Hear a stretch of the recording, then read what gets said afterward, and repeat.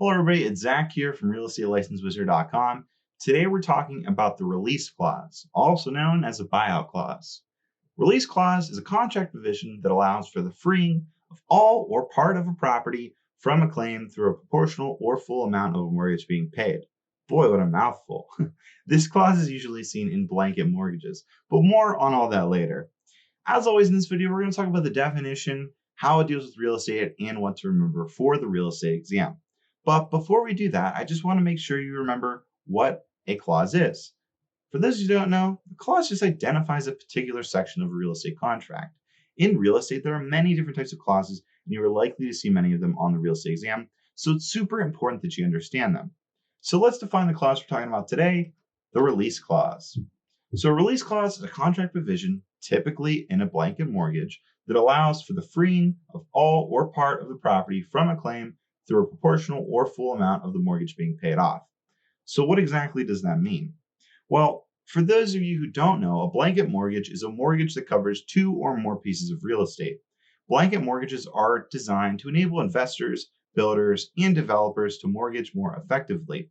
Within a blanket mortgage, investors place multiple properties under a single loan, which is more efficient than having multiple single property mortgages.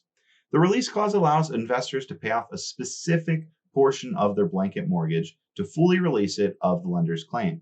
In other words, investors can pay off their blanket mortgage property by property rather than paying off it all in one big lump sum. So here's a quick example. Imagine there is a mortgage agreement for a subdivision. The investor has 10 properties within his mortgage agreement. Because his mortgage has a blanket mortgage, because his blanket mortgage has a release clause, he pays off 2 of the 10 properties, and guess what? Now he owns 2 of them outright. Hope that made sense. So what do you need to know for the real estate exam? Well, like other clauses for the real estate exam, you need to remember exactly what the clause is. A question on the exam you might see is a bunch of different clauses, and you need to distinguish which is which and figure out which is applicable for what. But yeah, that's pretty much everything you need to know about the release clause. This video is part of our real estate exam series where we go over specific vocab and topics for the real estate exam. Please check out the rest of those videos so you are as prepared as possible for your exam day.